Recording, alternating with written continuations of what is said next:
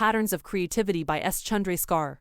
But I must return to the question, why is there a difference in the patterns of creativity among the practitioners in the arts and the practitioners in the sciences? One shall not attempt to answer this question directly, but I shall make an assortment of remarks which may bear on the answer. First, I should like to consider how scientists and poets view one another. When one thinks of the attitude of poets to science, one almost always thinks of Wordsworth and Keats and their oft-quoted lines. A fingering slave, one that would peep and botanizes upon his mother's grave, a reasoning self-suffering thing, an intellectual alien ale. Sweet is the lore which nature brings. Our meddling intellect misshapes the beauteous forms of things. We murder to dissect. Do not all charms fly at the mere touch of cold philosophy? There was an awful rainbow once in heaven. We know her woof, her texture, she is given. In the dull catalogue of common things, philosophy will clip an angel's wings. These lines, perhaps, find an echo in a statement of Lowes Dickinson. When science arrives, it expels literature. It is to be expected that one should find scientists countering these views.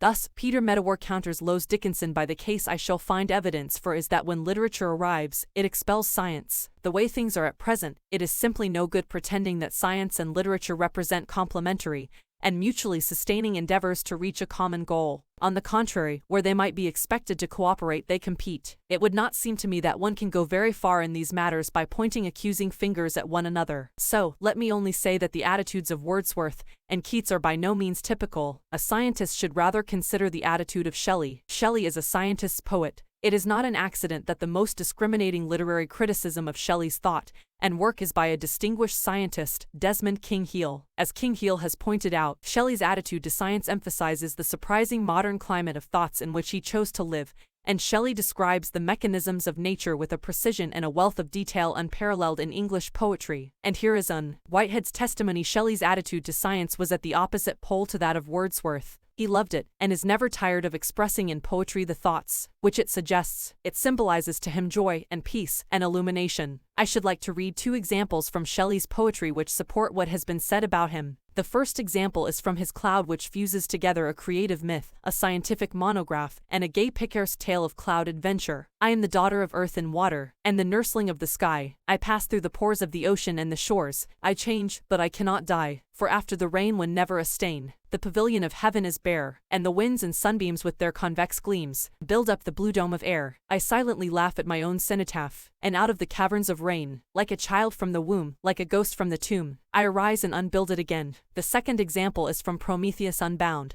which has been described by Herbert Reed as the greatest expression ever given to humanity's desire for intellectual light and spiritual liberty. The lightning is his slave, heaven's utmost deep, gives up her stars, and like a flock of sheep, they pass before his eye, are numbered, and roll on. The tempest is his steed, he strides the air, and the abyss shouts from her depth laid bare. Heaven, haste thou secrets, man unveils me, I have none. Let me turn to a slightly different aspect of the matter. What are we to make of the following confession of Charles Darwin? Up to the age of 30, or beyond it, poetry of many kinds, such as the works of Milton, Gray, Byron, Wordsworth, Coleridge and Shelley gave me great pleasure, and even as a schoolboy I took intense delight in Shakespeare, especially historical plays. I have also said that formerly pictures gave me considerable, and music very great, delight. But now, for many years, I cannot endure to read a line of poetry. I have tried lately to read Shakespeare and found it so intolerably dull that it nauseated me. I have almost lost my taste for pictures or music. My mind seems to have become a kind of machine for grinding general laws out of large collections of facts, but why this should have caused the atrophy of that part of the brain alone on which the higher tastes depend, I cannot conceive. Or consider this: Faraday discovered the laws of electromagnetic induction, and his discoveries led him to formulate concepts such as lines of force and fields of force which were foreign to the then prevailing modes of thought. They were, in fact, looked askance by many of his contemporaries. But of Faraday's ideas, Maxwell wrote with prophetic discernment the way in which Faraday made use of his idea of the lines of force in coordinating the phenomenon of electromagnetic induction shows him to have been, in reality, a mathematician of a very high order, one from whom the mathematicians of the future may derive valuable and fertile methods. We are probably ignorant even of the name of the science which will be developed out of the materials we are now collecting, when the great philosopher next after Faraday makes his appearance. And yet when Gladstone, then the Chancellor of the Exchequer, interrupted Faraday in his description of his work on electricity by the impatient inquiry, "But after all, what use is it?" Faraday's response was, "Why, sir, there is every probability that you will soon be able to tax it."